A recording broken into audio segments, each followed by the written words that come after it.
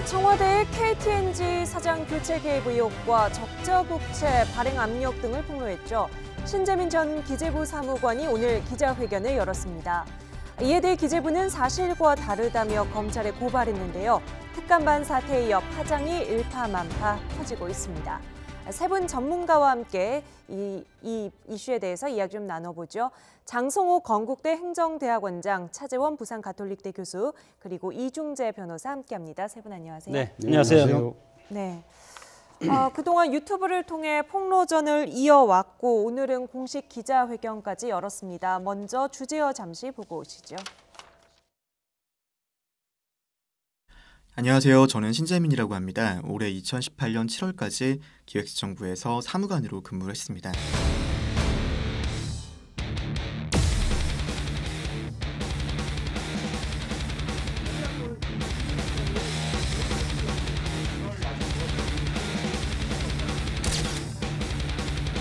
저로 인해서 또 다른 공익신고자가 나왔으면 좋겠습니다. 신재민이 고발당하고 사회적으로 안 좋게 되고 하면은 그 다음에 또 어느 누가 용기를 내겠습니까? 저는 그렇게 먼저 나가서 용기를 내고 만들고 싶은 사람이 되고 싶었습니다. 감사합니다. 신재민이라고 하는 다른 유튜버가 나왔습니다. 내가 왜 유튜브를 하냐면요, 먹고 살라고요. 먹고 살려고? 학원 광고가 떠 있습니다. 당시에 청와대에서 KTNG 사장을 바꾸라고 지시를 내립니다. 그리고 이 사람은 이야기를 합니다. 제가 돈이 없으니까 저에게 후원을 좀 해주십시오. 굶어 죽을 것 같더라고요. 그래서 영상을 지금 찍고 있는 상황입니다. 이런 동영상을 보고 세상에 한번 떠들썩하려고 누군가 덥석 물었습니다. 그게 바로 한 정당입니다.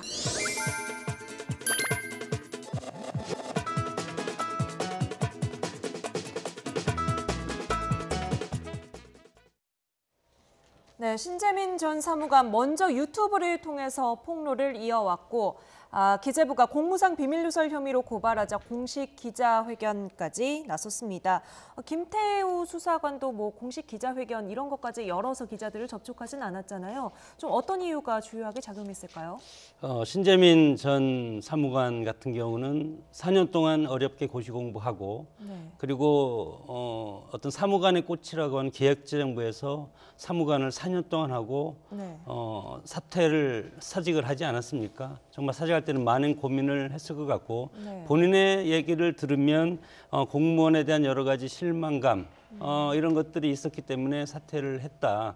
그리고 지금 작금의 이런 여러 가지 지금 이런 것들을 유튜브를 통해서 공개를 하는데 이 공개한 이유가 그동안 자기가 봐왔던 것을 앞으로 이러한 것들이 다시 반복되지 않도록 하기 위해서 준비를 수개월 동안 해왔고 어떤 차관 인사라든가 부총리 인사가 끝난 다음에 이것을 발표하기 했기 때문에 오랫동안 이제 고민하고 특히 마지막에 검찰 조사까지 아마 충분히 대응을 하면서 치밀한 준비를 했던 것 같고 이런 상황에서 여러 가지 순차적으로 지금 여러 가지 자료를 지금 공개하고 있는 것이 그냥 즉흥적인 것이 아니고 오랫동안 이런 어떤 시나리오에 대해서 예상 시나리오에 대해서 준비를 하고 지금까지 이런 일들을 지금 하고 있다. 저는 그렇게 판단이 됩니다. 미리 예상을 하고 지금 오늘 기자회견도 어느 정도 염두에 두고 유튜브 발표를 하기 전부터 예상을 했을 것이다 이렇게 보시는 거군요. 검찰 조사까지 그리고 나중에 재판까지 염두에 두고 이런 행동을 하는 것이 아닌가 그렇게 이제 미루어 짐작할 수 있습니다. 저는 오늘 기자회견한 이유가 한 3가지 정도가 된다고 보는데요. 오늘 신재민 전 사무관이 맨 처음 한 이야기가 나는 공익제보자다. 그렇기 때문에 나는 매도당할 수가 없다. 그렇기 때문에 본인이 그러니까 지금 그 공익제보자로 나섰기 때문에 그러니까 지금 일각에서 상당히 의혹을 보내고 있는 이 정치 집단이나 이익 집단과 관계가 없다는 부분을 분명히 이야기하고 싶었던 것 같아요.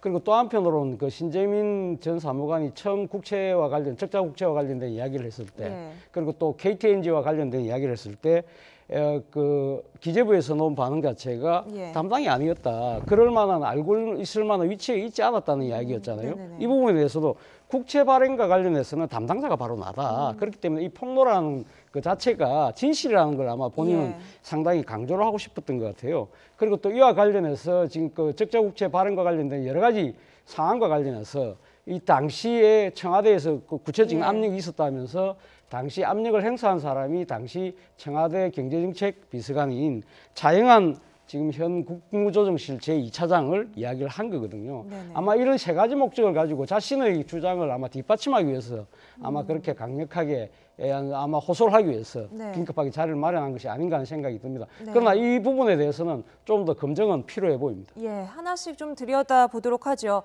일단 이 신재민 전 비서관 본인이 어떤 정치 집단이나 이익단체와는 관련이 없다 이 부분을 상당히 강조했는데요. 직접 들어보시죠. 제가 고시를 4년 동안 준비를 했습니다. 4년 고시를 준비를 하고 그리고 4년이라고 이렇게 나오게 되었습니다.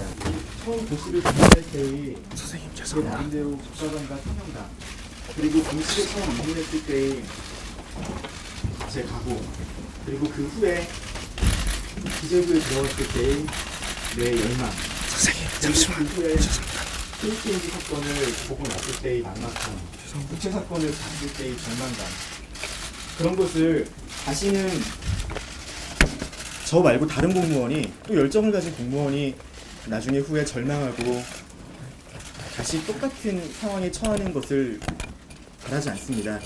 저 말고 다른 공무원은 일을 하면서 회의감에 빠지거나 잘못된 일이라는 것을 인지하면서 일하는 일이 없게 하고 싶었습니다.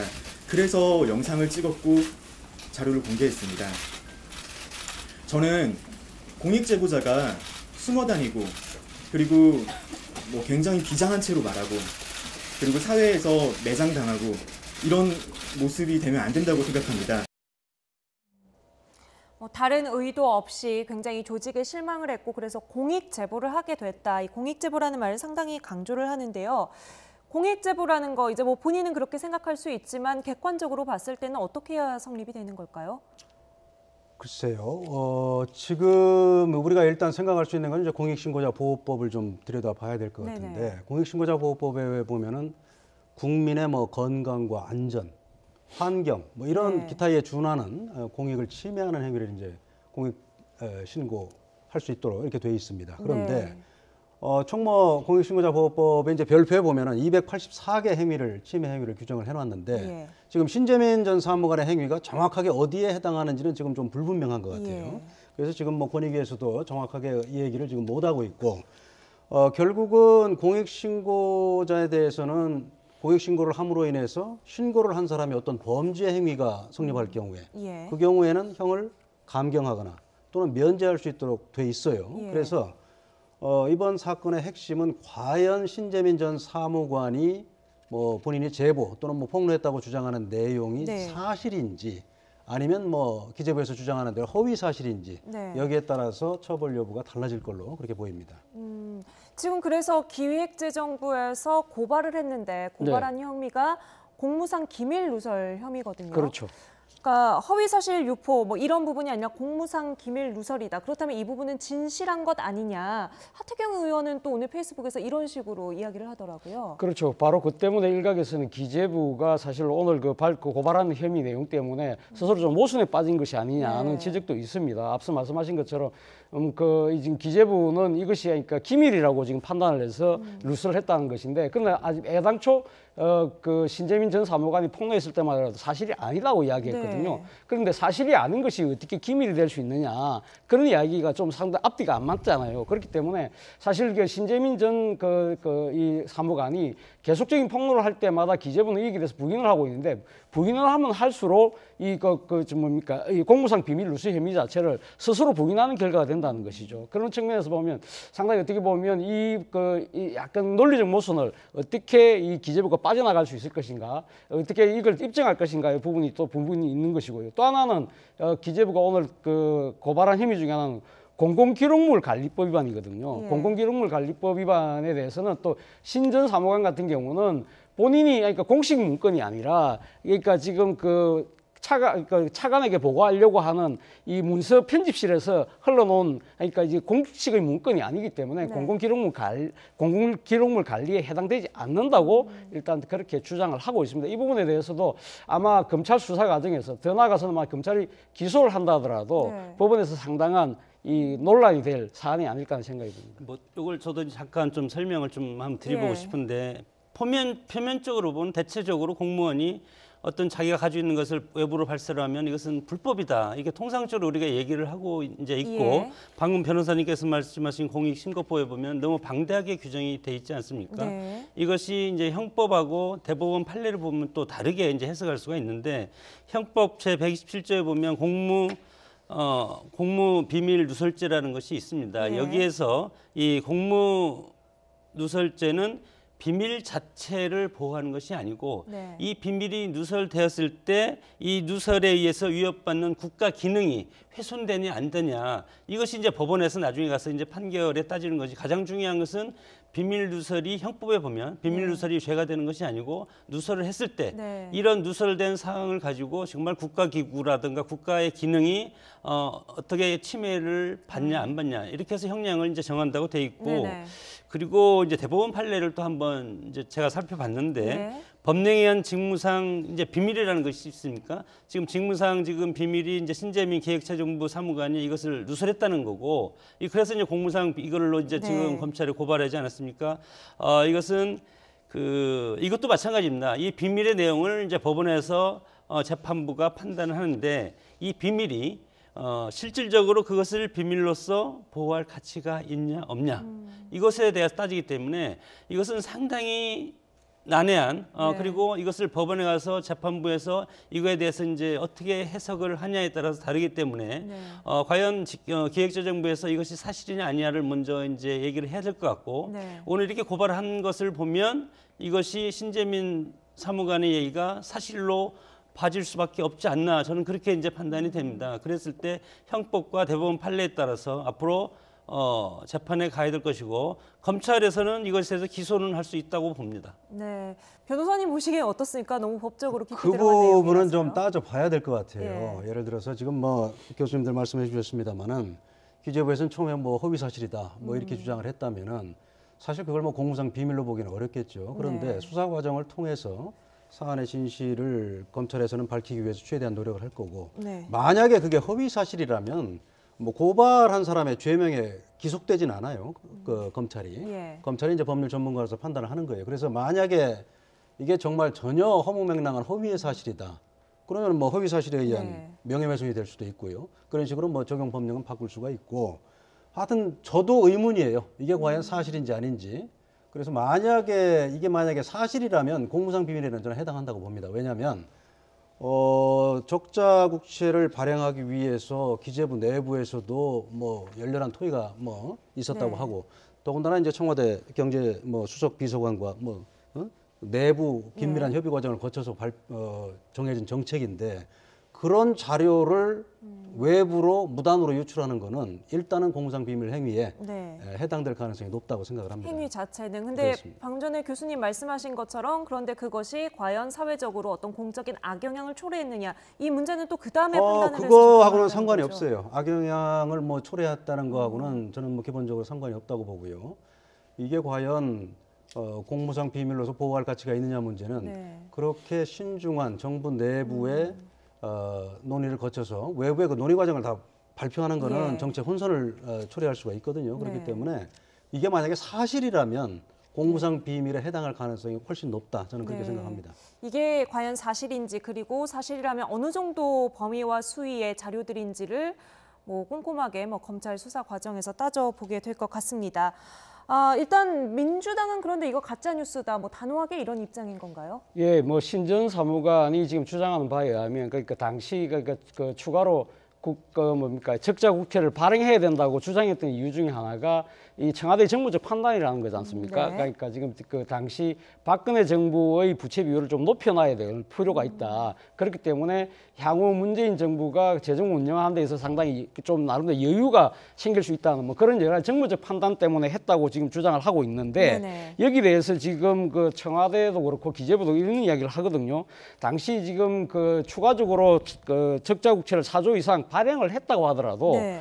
국가 GDP 대비 국가 GDP 대비 국가 채무 비율이 겨우 0.2%밖에 늘어나지 않는다. 그렇기 때문에 국가 채무 비율에 뭐 정치적으로 이 상당한 영향을 줄 정도는 아니라는 네. 것이고, 그러니까 결과적으로 또 이거 그 추가적으로 적자 국채를 발행하지 않았기 때문에 이것은 그러니까 신전 사무관의 주장 자체가 처음부터 틀렸다고 주장하는 것이 정부의 입장입니다. 네. 그런데 발행을 하지 않은 거는 맞아요. 그렇기 때문에 발행을 하지 않았기 때문에 뭐 직권 남용 권리행사 방해는 해당이 안 되는 건 맞은 것 같아요. 실제로 행위의 변화를 실제로 뭐 이끌어내지는 않았다는 행위까지는 것이죠. 이르지 않았으니까 예, 예. 미수범을 처벌하는 규정은 없거든요. 그런데 문제는 지금 뭐 청와대도 그렇고 지금 뭐 더불어민주당도 그렇고 네. 속 시원한 해명은 못 하는 것 같아요. 왜냐하면 신재민 전 사무관이 공개한 자료 중에 하나가 이제 당시 카톡으로 주고받은 메시지 예. 아니겠어요? 그 당시에 이제 차관보라고 나오는데 차관보님 해가지고 그 발언 내용이 뭐냐면 핵심은 2017년도 국가 채무 비율을 덜 떨어지게 하는 거다. 네. 그러니까 결국은 전 정권이 박근혜 정부 채무를 떨어뜨려주는 그런 일을 뭐하러 하느냐.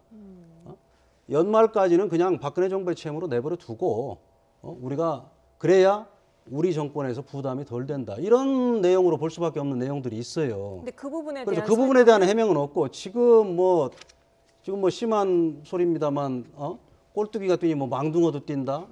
그다음에 무슨 뭐 본인의 무슨 뭐 후원을 해달라. 네네. 본인의 뭐 광고를 하기 위해서 무슨 뭐 이런 거 아니냐. 이런 굉장히 그 감성적인 지금 해명밖에 못 하고 있거든요. 더불어민주당도. 그러니까 구체적으로 그런 뭐 카톡 내용이 신재민 전 사무관에게 자신에게 유리한 일부분만 공개를 했다.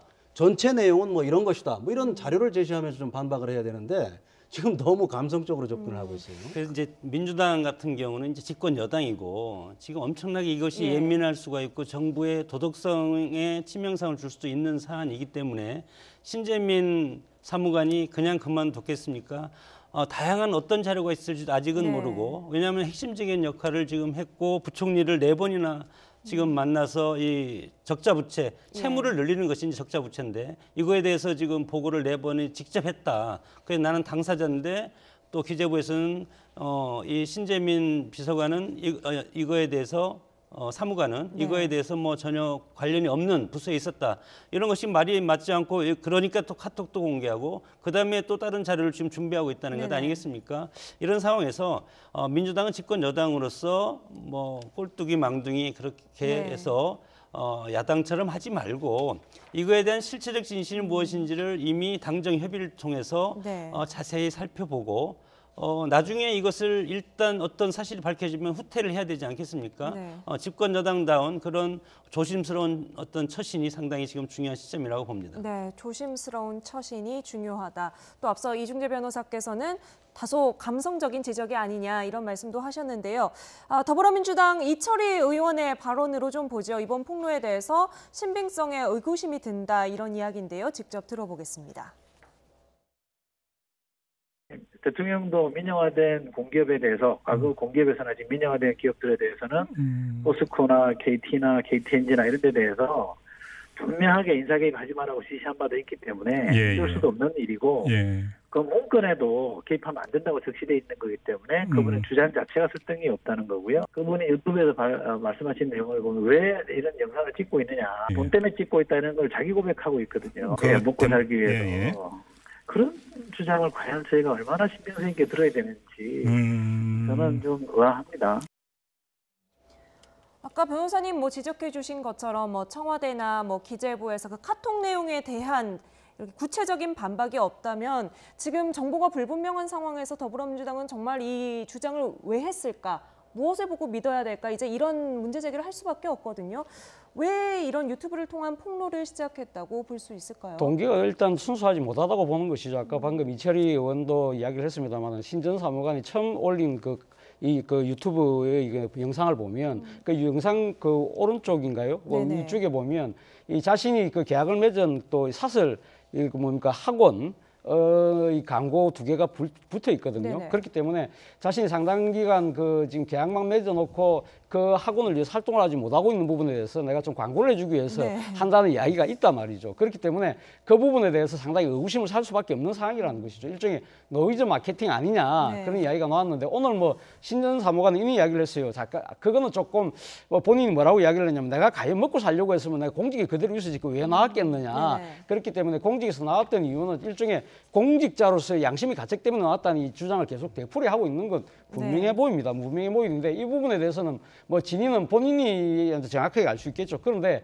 앞서 우리 이중대 변호사님께서 말씀하신 대로 지금 청와대나 그 기재부가 상당히 감성적인 그러니까 단어를 사용해서 정확하게 설명을 못 한다고 하지만 뭐 여당 일각에서는 또 이야기도 합니다. 홍익표 수석 대변인 같은 경우 이런 이야기를 해요. 적자 국채와 관련해서 청와대가 취할 수 있는 여러 재정적 수단 중에 하나다. 그래서 일종의 근함이라고 할 수 있기 때문에 국채 발행과 관련돼서는. 근데 이걸 두고 거꾸로 청와대에서 압력을 행사했다는 것은 어느 도날이라고 좀 이야기를 한다는 것이죠. 네. 뭐 청와대 입장 그리고 정부 입장에서는 뭐 지금 국채 발행이라는 것은 재정 운영 수단의 하나이기 때문에 이거는 뭐 상당히 어떻게 보면 재정을 그러니까 국가를 운영하는 이 당국자 입장에서는 충분히 선택할 수 있는 여러 수단 중에 하나라는 것이죠. 네. 그 과정에서 여러 가지 안에서 논의가 어떻게 됐는지는 모르겠지만 그러나 그 과정에서 서로 의견이 다를 수도 있지만 최종적으로 결정됐을 때는 그것이 따라야 되는 것이 공직자로서의 맞는 처신이 아니냐는 것이 네. 아마 여당의 주장인 것 같습니다. 청와대가 실제로 그런 요구를 했든지 안 했든지를 떠나서 했다고 하더라도 그거는 청와대 업무 권한 안에 있는 일이다. 이게 이제 더불어민주당의 뭐 그 강의로 입장이라는 해석을 하면 말씀이시죠. 그런 뜻일 수도 있을 것 같습니다. 그런데 문제는 아까도 제가 말씀드렸습니다만은 지금 SNS에 그런 내용이 나왔잖아요. 예. 2017년도에 국가채무 비율을 덜 떨어뜨리는 게 핵심이다. 아니 국가채무 비율을 줄여야죠. 네네. 당시에 뭐 세수도 많이 거쳐서 세수 초과 상태였다고 하는데 그런 부분에 대한 해명이 없다는 걸 말씀드리는 거예요. 네. 기본적으로 뭐 국채를 발행하고 뭐 얼마를 발행할 건지 안 할 건지는 뭐 청와대 또 뭐 네. 소관 부서인 기획재정부의 권한이 맞겠죠. 그런데 그 동기가 과연 2017년도에 왜 국가채무 비율을 덜 떨어뜨리느냐 그 부분에 대한 해명이 없다는 거예요. 네. 그리고 지금 제가 감성적인 접근이라고 자꾸 말씀드리는 이유가 지금 뭐 보도를 보니까 또 민주당에서는 더불어민주당에서 이런 얘기까지 나왔다고 그래요. 아니 일개 전 사무관의 말에 이렇게 흔들려서 해야 되느냐. 저는 이 말이 참 대단히 부적절하다고 봐요. 박지원 정말 의원이 한 말 말씀하시는 건가요? 뭐 지금 뭐 아까 보도를 보니까 네네. 제가 잘못 들었는지는 모르겠습니다만 네. 뭐 더불어민주당에서도 네. 그런 반응이 나왔다고 하는데 누가 했든지 간에 지금 저는 이 사건의 핵심은 과연 정부가 그런 목적을 가지고 네. 정상적인 뭐 국채 발행에 뭐 여러 고려 요소를 판단한 게 아니고 그런 전 정권의 채무 비율을 떨어뜨리는 그런 일을 할 필요가 없는 거 아니냐. 네. 만약에 이런 동기로 이런 일을 벌였다면은 정말 심각한 문제거든요. 그렇기 그 때문에 카톡 내용으로만 봤을 때는 정부가 그때 당시에 이런 업무 지시를 내렸다면은 그 요인이 딱 한 가지 그걸로밖에 우리가 유출을 할 수 없다 이런 상황입니까? 그렇습니다. 지금 나온 뭐 증거 중에 가장 구체적인 건 그거밖에 없는 것 같아요. 그런데 저는 뭐 지금 차관보가 카톡에서 이야기했던 국가 예. 채무를 덜 떨어뜨려야 된다는 이야기 자체를 어떻게 해석할까의 부분인데 저는 여기에 상당한 이 관점의 차이가 있다고 생각해요. 네. 어떻게 보면 그 전국을 보는 국정을 보는 철학의 차이도 있다고 생각을 하는데요. 아마 그 재경부 관료들 입장에서는 뭐 그분들의 아마 근거 옥조는 그 근전 재정이죠. 그러니까 네. 지금 어떻게 보면 이 적자 재정을 상당히 메꾸는 쪽으로 아마 맞추는데 초점이 맞춰져 있겠죠. 그것이 아마 앞에 있던 선배 관료들로부터 쭉 그런 이야기를 받아왔을 것이고 또 상당수 국민들도 아마 이 정부가 많이 빚을 내서 방만하게 운영하는 것보다는 좀 더 건전하게 재정 운영하길 바라겠죠. 그런데 저는 아마 이 관점에 조금 다른 차이가 있는 것이 뭐냐면 저는 문재인 정부 입장에서는 아마 그런 생각을 했을 거예요. 지금 뭐 소득주도 성장으로 대표되는 최저임금 인상이라든지 노동시간 연장이라든지 네. 또 뭐 지금 공공기관 비정규직의 정규직이라든지 이런데 상당한 돈이 많이 들어갈 수밖에 없는 상황이잖아요. 그런 상황이라고 한다면 아마도 제 생각에는 청와대에서 뭐 그런 이야기를 했는지 안 했는지 저는 잘 모르겠습니다만 어쨌든 그러면 아마 이 지금 당시 김동연 부총리 정도 수준에서는 아 우리가 내년에 상당히 돈이 들어갈 묘수가 많을 거야. 많게 되면 여기서 재정이 갑자기 늘어날 경우에 상당히 우리 스스로도 부담이 생기니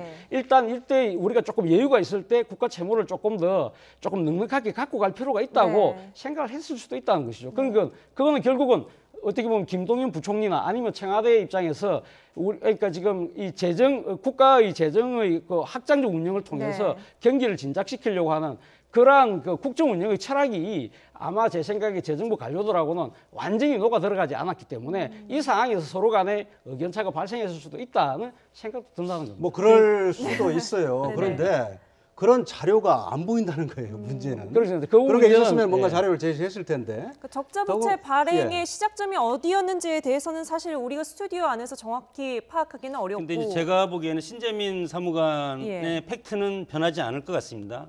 처음부터 끝까지 있는 자료 그대로 이제 공개를 할 가능성이 상당히 크고 여기에 만약에 정말 이제 야당이라든가 정부의 야당에서 이제 여당에서 주장하는 것처럼 일개 사무관이 가지고 있는 것을 예를 들어서 기재부라든가 정부에서 이거에 대해서 혼선이 있다면 이것은 정말 국가적인 기관으로서 상당히 저는 좀 위험스러운 일이라고 보고 애초에 김동연 부총리가 국가 채무 비율 39.4% 이상 해야 된다. 이렇게 하고 나서 차영환 그 정책비서관이 여러 가지에서 뭐 고민을 하다가 보조자료까지 발표하고 그리고 바이백 그 국채 매입 입찰을 하루 앞두고 이제 취소한 것이 있지 않습니까? 이런 것들이 봤을 때 이제 뭐 공무상 비밀누설 혐의로 검찰에 고발하고 그러면 이것이 일정 부분 사실이라는 것이 느끼면서도 이것은 사실이 아니다. 이렇게 또 얘기를 하기 때문에 여러 가지 정부 내에서 지금 혼선이 있는데 이거에 대한 실체적인 진실을 갖고 여기에 대응하는 것이 나중에 더 큰 그런 어떤 혼선을 막을 수가 있다는 겁니다. 일단 스튜디오 안에서 저희끼리 주고받은 이야기만 보더라도 그 당시 정책 결정 과정에서 주고받았던 의견들에 대한 관점이나 해석의 차이가 모두 있었을 수도 있겠다 뭐 이런 생각이 드는데요. 박지우 지금 얘기가 나왔습니다마는 장 원장님 잘 말씀하셨어요. 지금 당시에 김동연 부총리가 국가 채무 비율이 39.4% 이상이 돼야 된다. 그 얘기를 듣고 신재민 전 사무관이 메모를 해놓은 게 있더라고요. 그래서 그것도 이제 공개를 했는데 그러면 39.4% 이상을 유지하려면 국채를 얼마나 더 발행을 해야 되느냐. 뭐 이런 걸 검토한 문건을 지금 공개를 했잖아요. 신재민 전 사무관이. 그러면 거기에 대해서는 그게 도대체 어떻게 된 건지 뭐 자료를 가지고 반박하는 게 나와야 되는데 지금 그런 게 없어요 지금. 청와대와 지금 기재부에서는. 그래서 제가 좀 의문을 가지는 겁니다. 그런데 제가 조금 더 추가 설명을 드리면 국회에서 그러니까 내년에 만약 예를 들면 정부가 지금 우리가 470조 예산을 편성하잖아요. 그러면서도 또 정부가 그러니까 국회에서 또 뭘 그걸 해주고 인가를 해주냐면 적자 국채를 얼마 정도 발행할 수 있을지를 허용을 해줘요. 예를 들면 정부 정해진 재정 수요 그러니까 재정 한도 내에서 그러니까 사업을 집행하는 과정에서 또 생각지 못한 여러 가지 재정 수요가 생길 경우에 국가가 갑자기 추경을 그러니까 추가 경쟁 예산을 편성할 시간이 없을 때 이 시장에서 빚을 내서 돈을 그러니까 끌어다가 쓸 수 있다는 것이죠. 그러니까 2017년 같은 경우에는 그 전에 국회에서 28조 5천억, 28조 7천억을 그러니까 적자 그 국채를 발행할 수 있도록 한도를 허용을 해줬어요. 해줬기 때문에 근데 2017년 10월 현재 그때 28조까지는 그러니까 얼마입니까? 20조. 그러니까 20조는 발행을 했고 아마 8조 한 7천억 정도가 남아 있었던 것 같아요. 남아 있었던 부분에 대해서 그 부분에 대해서 앞서도 제가 말씀드린 대로 아마 제 생각에는 김동연 부총리를 비롯해서 아마 재경부의 고위 사령탑은 아마 내년도 재정 수요가 상당히 클 걸 대비해서 이왕 국회에서 허락받은 부분이 있으니까 이 부분 우리가 좀 더 발행해도 되는 거지 않을까라는 생각을 한 부분인데 그 부분에 대해서 아마 그 기재부 이 실무진들 입장에서는 우리가 지금 추가 세수가 한 14조 더 거친다고 하는데 지금 충분하게 그걸로도 메꿔질 수 있는데 왜 저걸 갖다가 지금 더 추가적으로 발행하려고 하지? 그 부분에 대해서 모르겠습니다. 그러니까 지금 이 당시 기재부 고위 이 지도층이나 또 청와대의 생각을 정확하게 그러니까 지금 실무진들은 몰랐던 것이죠. 그렇기 때문에 거기에서 엇박자가 났을 가능성도 저는 배제할 수 없다. 그 부분에 대해서는 아마 국회에서 뭐 또 이 상임위가 열린다고 하니까 그 부분에서 또 따져볼 필요가 있겠죠. 정부에서 이제 반박한 것도 저는 일명 타당하다고 봅니다. 예. 뭐 타당하지 않은 것은 정말 박근혜 정부의 부채를 올린다고 했다면 이것은 정략적으로 이용한 건데 그것은 아니라고 이제 부정을 했고 정부에서는 네. 그러나 정부에서는 국채 4조 그러니까 적자 국채죠. 네. 채무를 4조 정도 4조를 더 발행하더라도 채무 비율 전체로 보면은 0.2% 포인트밖에 상승하지 않기 때문에 의미가 없다. 의미가 없고 그리고 2017년 채무 비율을 올려봤자 현재 문재인 정부의 어떤 정부 임기에 포함이 됐기 때문에 네. 우리가 의도적으로 박근혜 정부의 부채를 높이기 위해서 4조의 어떤 이런 것들을 하지는 않는다. 네. 이런 반박도 이것만 사실이라면 저는 이것도 일명 타당하다고 봅니다. 네, 이렇게 여러 가지 관점을 가지고 일단 볼 수 있는 문제이기 때문에 저희가 이제부터 신재민 전 사무관의 입장에서는 그때 당시 상황을 어떻게 증언을 하는지를 보여드릴 텐데요. 보면서 여러 가지 관점으로 좀 바라보시기 바랍니다. 신 전 사무관이 국채 조기 상환 취소 과정에서 청와대 계획 과정을 내가 지켜봤다 하면서 폭로하는 내용입니다. 제가 길게 썼던 글이 있어요. 글에 보면은 당시에 적자 국채 과정이 나와 있는데요. 적자 국채 과정에서 중요했던 거는 결국 부총리님께서 의사결정을 하십니다. 이거는 뭐 그전에 어떤 게 있고 GDP 대비 채무 비율을 말씀하시는 건 분명히 문제였지만 부총리님께서 그래 그러면은 그냥 발행하지 말자라고 해버리셨단 말이에요. 해버리셨음에도 불구하고 그 다음에 청와대에서 직접 과장님, 국장님들한테 전화를 걸어서 보도 자료 취소해라. 그때 제 기억에 그 12월 발행 계획이 나오는 날이었을 겁니다. 12월 발행 계획이 나오는 날 엠바고가 걸려있는 시점이 있었고 엠바고 시점 보통 1시간 전에 배포가 됩니다. 배포가 된 후에 엠바고가 풀리기 전에 그 과장님이 기자분들 몇몇에게 연락을 돌린 걸로 알고 있어요. 당시에요. 연락 돌려서 이거 기자 지금 내리면 안 되냐, 아예 그냥 취소하면 안 되겠냐. 그때가 청와대에서 전화를 받으셔서 했던 행동이거든요. 거기서도 한번 확인을 해보시면은 그때 진짜 그런 오히려 기자분들이니까 더 그때 내용을 알 수 있지 않겠습니까?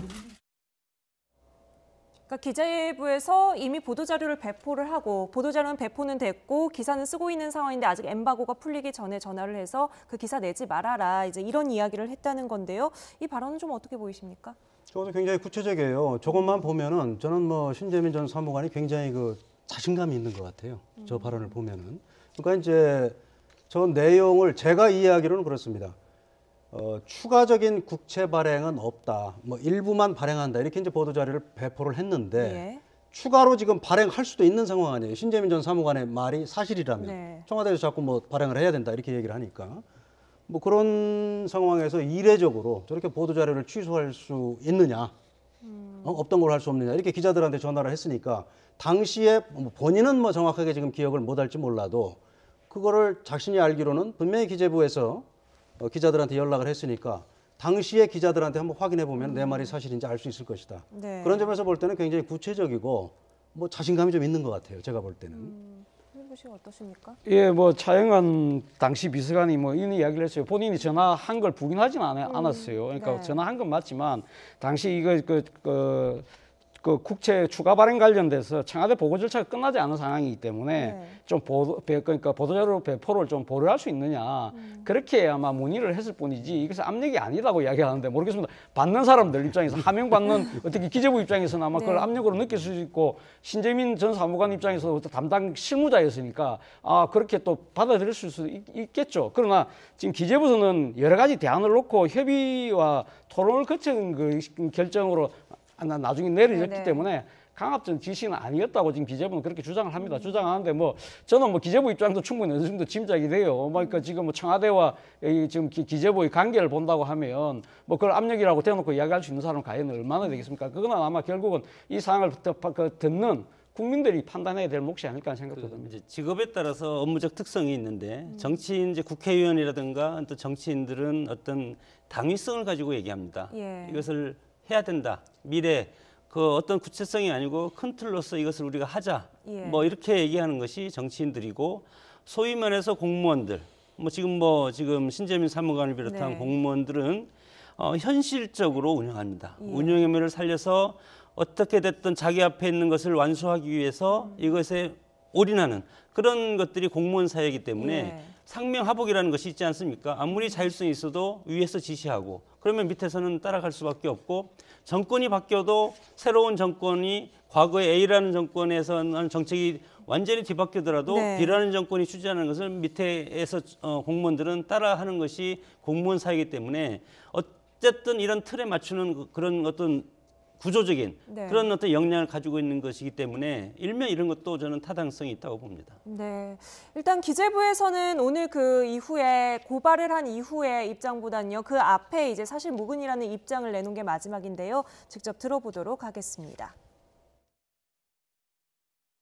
현재 그 여러 가지 그 법적인 검토를 거쳐서 요건이 해당한다면은 적절한 조치를 취하도록 하겠습니다. 담배사업법상 KTNG 하도록 되어 있습니다. 출자관리과에서 관리를 하도록 되어서 하는 거지 그렇지 않은 경우는 절대로 하지 않습니다. 적자국채의 발행 규모도 제가 앞서 브리핑에서 말씀드린 바와 같이 다양한 의견을 놓고 관련 기관이 다양하게 논의를 해서 그 결과 발행하지 않기로 의사결정을 한 사항이 되겠습니다.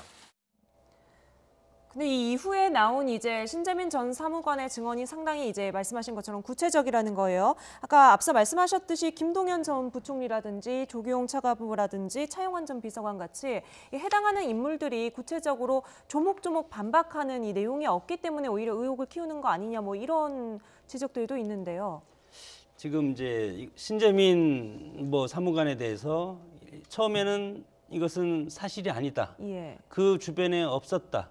그러나 신재민 사무관이 카톡도 공개하고 그리고 김동연 부총리를 지금 2017년 11월에 4번이나 독대했다고 지금 하지 않습니까? 네. 이런 구체적인 것이 다 수첩에 메모돼 있고 이렇기 때문에 너무 증거가 이 신재민 사무관이 하는 진술이 너무 구체적이다. 네. 그렇기 때문에 지금 이제는 검찰 고발을 했다는 것은 있는 팩트 사실 그대로 한번 이제 사실을 다뤄보겠다는 겁니다. 그렇게 해서 신재민 사무관이 더 이상의 이런 것들을 외부로 유출하지 않게 그렇게 이제 해서 이제 법적인 조치를 취하는데 일단 내부적으로 그동안 혼선이 초기 대응에 저는 상당히 큰 실수를 했다고 봅니다. 초기 대응에서 어떤 팩트를 가지고 정말 어디까지 우리가 전략적으로 이것을 먼저 선제적으로 치고 나갈 것인가 그런 것들이 좀 허술했던 것 같습니다. 네. 지금 조금 아까 제가 잘 기억이 안 나는데 기재부 차관이었던 걸로 제가 네. 보이는데 지금 저 말도 사실은 저는 법률가 입장에서 보면은 무슨 의도로 했는지를 잘 모르겠어요. 그러니까 KTNG에 무슨 기재부 출자관리과에서 무슨 관리감독 권한이 있다. 네. 이 말씀을 하신 것 같은데 저 얘기가 왜 나왔는지를 모르겠어요. 지금 제가 알기로는 쟁점은 과연 청와대가 부당하게 KTNG 사장의 인사에 개입했느냐 안 했느냐 이게 지금 쟁점인 걸로 알고 있는데 일반적인 관리감독 권한이 있다 이 말을 하는 거는 좀 핵심을 피해가는 것 같아요. 원론적인 제 얘기다. 느낌으로 근데 너무나 추상적이고 일반적인 네. 얘기 같아요. 그래서 좀 안타깝습니다. 네, 실제로 조금 전에 저희가 잠깐 그래픽을 띄워드려서요. 적자 국채라는 게 네. 어떤 건지, 이거 왜 만드는 건지를 좀 한번 짚어주시면 앞으로 이 사건 보실 때 좀 도움이 될 것 같은데요. 앞서도 제가 말씀드렸습니다만, 그러니까 정부가 예산을 집행하는 데 있어서는 국회에서 미리 정부 예산을 승인받지 않습니까? 받지만, 그러니까 지금 그 국회에서 만들어준 예산 외에도 재정 수요가 발생할 경우가 상당히 있다는 것이죠. 그렇기 때문에 미리 그런 상황 같은 경우에 재정 수요가 갑자기 발생했을 경우에 그러니까 추가 경정 예산안 같은 경우를 국회에서 만들어내지 않습니까? 예. 그러나 그것이 시간이 걸리기 때문에 미리 국회에서 내년도에 관해서는 어느 정도의 적자, 그러니까 국채를 어느 정도 발행을 해도 좋다는 아마 일종의 마이너스 통장을 정부에게 지어주는 셈이거든요. 그래서 이 정부 입장에서는 국민으로부터 위임받은 국회에서 승인받은 예산 외에 필요한 재정 수요가 생겼을 경우에 일종의 마이너스 통장을 꺼내 쓰는 경우가 적자 국채에 해당된다고 볼 수 있겠습니다. 그러니까 이제 국채 발행하는 건 지금 이제 교수님 말씀하신 대로 국회의 승인을 받아서 이제 하는 건데 그 말씀은 맞아요. 근데 국회에서는 최대 허용치를 이제 승인을 해준 거고 꼭 그걸 발행해야 된다는 건 아니거든요. 네. 그리고 지금 제가 경제 전문가가 아니라서 지금 어렵습니다만은 지금 제가 이제 정의를 한번 찾아보니까 적자 국채가 이거예요. 세출이 무슨 뭐 조세, 기타 경상 수입을 초과할 때 발생하는 이 적자를 네. 메우기 위해서 발행하는 국채거든요. 그러니까 나갈 돈이 들어오는 돈보다 더 많은 거예요.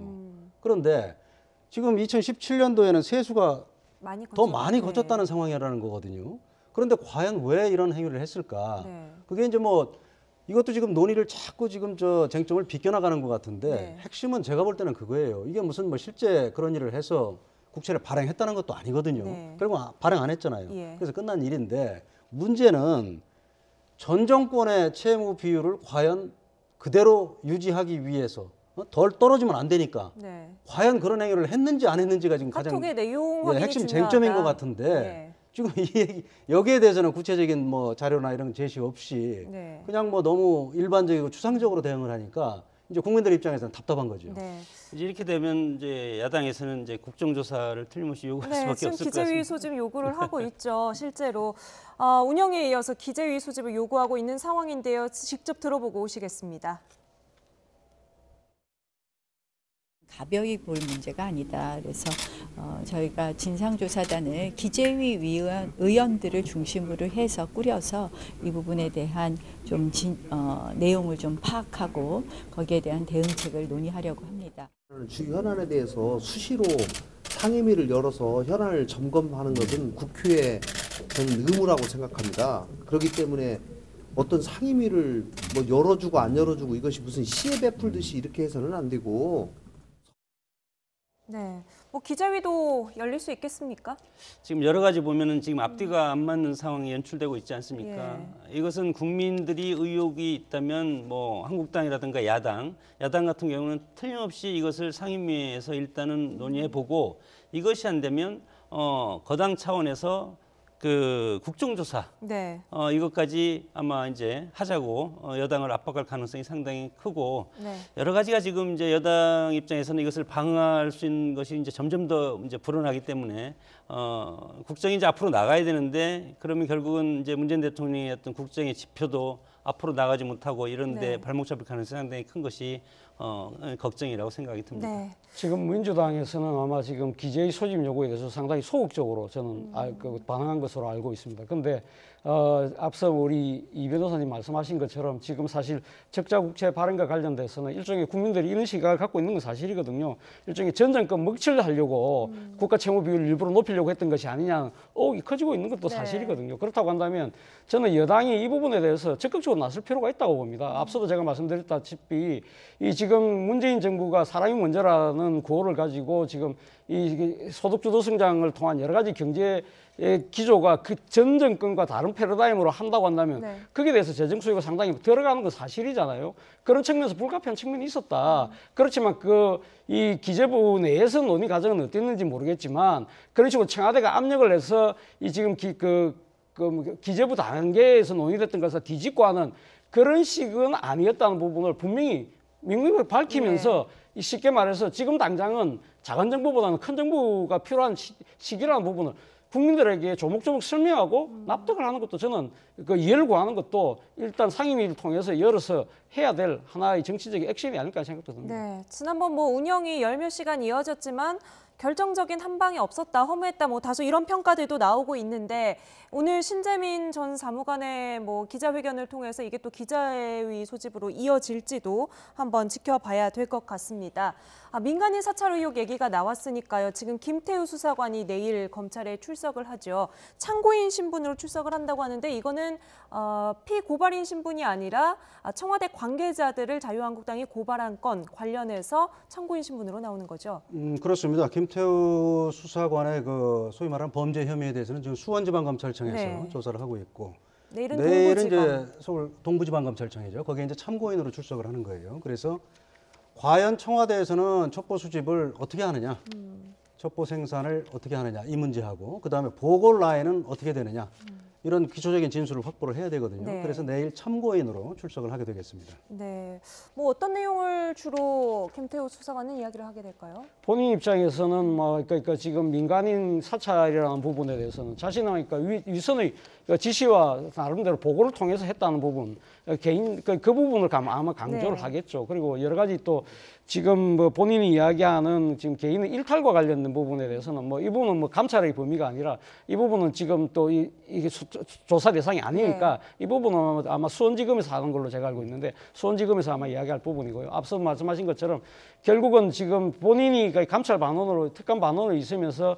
생산했던 여러 가지 첩보 내용들이 결국은 본인의 독단적인 판단이 아니라 나름대로 첩보를 수집하고 위에 상부에 보고해서 거기에서 따른 지시에 따라서 계속적으로 추가적으로 생산했던 것이다. 그렇기 때문에 본인의 개인적인 일탈이 아니다는 부분을 아마 강조할 것 같습니다. 네, 내일 이제 검찰 처음으로 참고인 신분 출석을 하게 되는데 오늘 변호인이 사의를 표명했습니다. 어떤 이유인가요? 이제 석동현 변호사인데 석동현 변호사가 한국당이죠. 자유한국당 전 당협위원장 경력이 있어서 이것이 혹시나 한국당과 연계돼서 여러 가지 비판적 여론이 형성이 되고 특히 여당에서 이거에 대해서 집중적으로 조명을 하면 본질이 흐려질 가능성도 있고 그렇기 때문에 변호인으로서 변호를 제대로 할 수가 없는 현실이기 때문에 오늘 사퇴를 한 걸로 알고 있습니다. 네, 실제로 뭐 여당에서는 그런 의혹들이 제기가 되고 있는데요. 서영교 의원의 발언이 대표적입니다. 직접 들어보시죠. 그런데 이것이 민간인 사찰이라고 하는 부분에 제일 먼저 나온 기사 중에 하나라고 보시면 될 것 같습니다.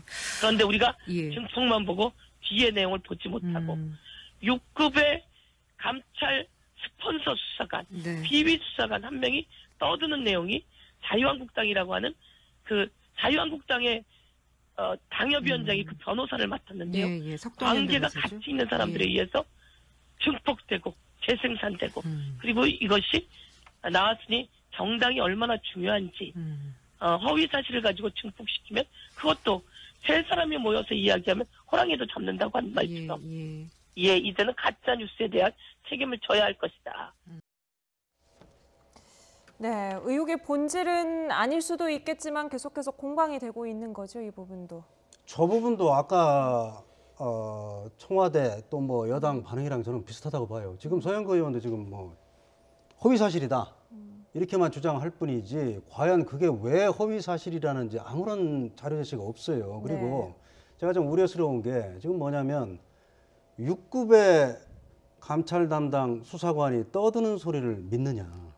참 이게 정말 저는 뭐 이거 권위주의 정권에서도 공개적으로 저런 말을 하기가 어렵다고 보는데 지금 저 얘기는 뭡니까? 그냥 비위 혐의자가 하는 얘기다. 그다음에 직급이 6급밖에 안 된다. 그런 사람 말을 왜 믿느냐 하는데 저건 아무리 생각을 해봐도 저건 논리적으로 저는 뭐 합당한 말이 아니라고 생각해요. 뭐냐면 지금까지 우리 정말 공익을 위해서 제보한 사람 중에 직급이 낮은 사람이 많았을까요? 아니면 높은 사람이 많았을까요? 저는 뭐 제가 그걸 조사해보진 않았습니다만은 오히려 직급이 올라갈수록 그냥 현실에 순응하는 경우가 더 많았다고 저는 보여져요. 그렇기 때문에 저런 제보를 했을 경우에 그게 뭐 사실인지 허위인지 그건 뭐 따져봐야 되겠습니다만은 직급을 언급하면서 그런 낮은 직위에 있는 사람이 떠드는 소리라고 저렇게 하는 거는 일종의 매도하는 거다 일방적으로 저는 그렇게 생각하고요. 그다음에 자꾸 지금 뭐 김태우 수사관에 대해서 지금까지 나온 청와대나 여당의 반응을 보면은 그 사람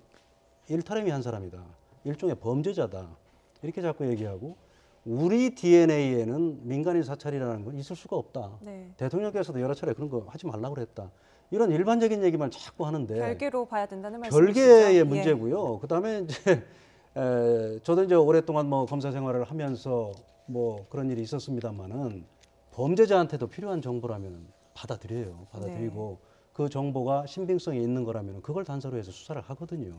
그래서 이게 과연 민간인 사찰이 있었는지 없었는지 여부가 핵심이 돼야 되는데 자꾸 이게 지금 개인 뭐 일탈 행위자다, 뭐 범죄자다 그런 사람 말을 왜 믿느냐 이거는 좀 적절한 반응이 아니라고 이 민간인 사찰 이제 알아보기 위해서 운영위를 열었던 거잖아요. 운영위 뭐 한마디로 좀 총평으로 정리를 해주신다면 짧게 뭐라고 볼 수 있겠습니까? 일단 뭐 태산명동이 서일필이지 않았을까. 상당히 뭐 그 자유한국당 입장에서는 상당히 새롭고 좀 결정적인 한 방을 갖고 아마 이 지금 정부 여당에 대해서 그동안 이 주장을 상당히 반박하려고 했습니다만 그 부분에 대해서는 기존에 나왔던 내용들 그냥 반복하는 그럼으로써 그러니까 지금 청와대 조국 수석이 나름대로 상당히 적극적으로 방어를 하면서 결국은 이것이 어느 실체적 진실을 가리기보다는 팽팽한 이 평행선을 달림으로써 상당히 국민들로 하여금 더 짜증나게 만들었던 한순간이 아니었나 생각이 듭니다. 좀 힘이 풀렸나 또 싶은데 또 오늘은 신재민 전 사무관의 폭로로 또 한 번 정치권의 긴장도가 높아졌습니다.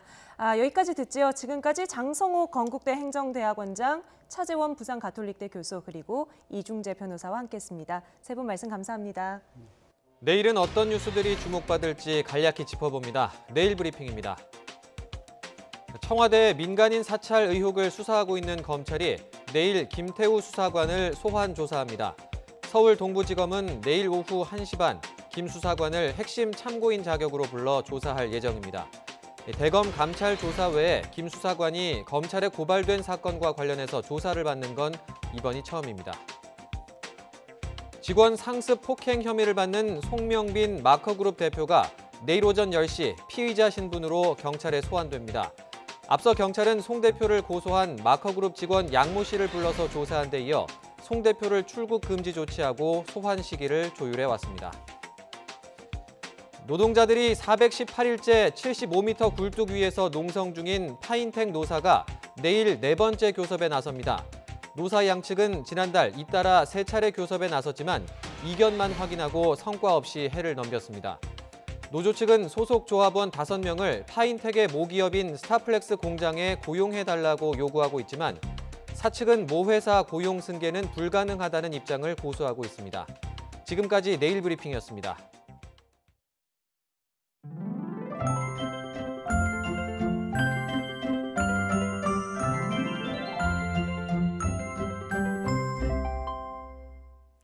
영하 10도 안팎의 강추위는 내일 아침까지 이어진 뒤 점차 누그러지겠습니다.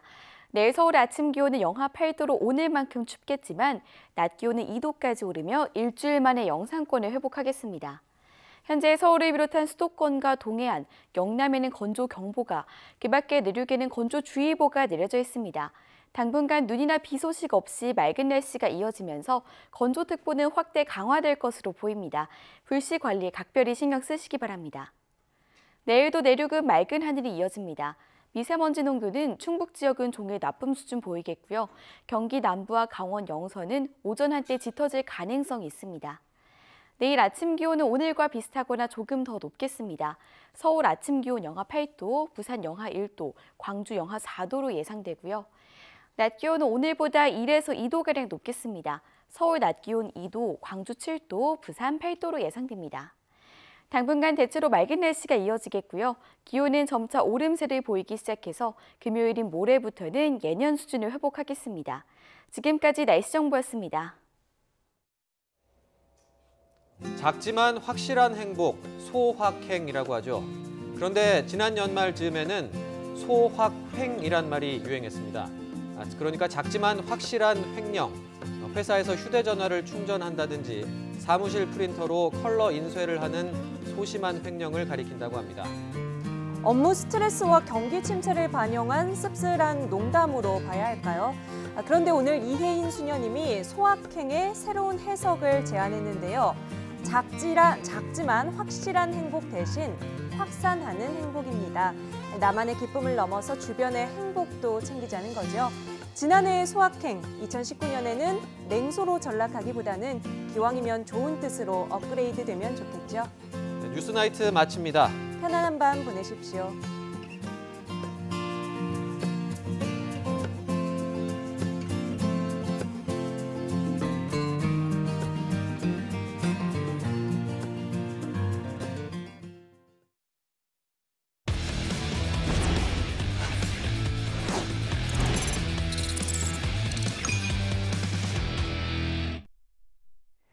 스포츠 뉴스입니다. 여자 프로배구 최하위 현대건설이 도로공사를 3대1로 꺾고 올 시즌 2승째를 거두었습니다. 외국인 선수 마야가 33점, 양효진이 25점을 올리며 팀 득점의 절반이 넘는 58점을 합작했습니다. 앞서 열린 경기에서는 GS칼텍스가 흥국생명을 3대0으로 완파하고 2위로 올라섰습니다. 남자 프로농구 인삼공사가 3점슛만 14개를 터뜨리며 삼성을 94대85로 따돌리고 삼성과의 맞대결에서 6연승을 달렸습니다. 양희종이 5개의 3점슛을 적중하며 15점을 올렸고 박지훈도 3개의 3점슛을 터뜨렸습니다. 삼성은 끈질기게 추격전을 펼쳤지만 외국인 선수 펠프스가 10개의 자유투를 얻어내 단 1개만 성공하는 극심한 난조를 보이며 역전에는 실패했습니다. 2020년 도쿄올림픽 아시아 예선전 출전권이 걸린 아시아 여자배구 선수권 대회가 오는 8월 국내에서 처음으로 열립니다. 이번 대회에는 한국과 중국, 일본 등 최대 16개 팀이 참가하며 상위 8개 팀은 도쿄올림픽 아시아 예선전 출전권을 차지하게 됩니다. YTN 스포츠 뉴스 마칩니다. 시청해주신 여러분 고맙습니다.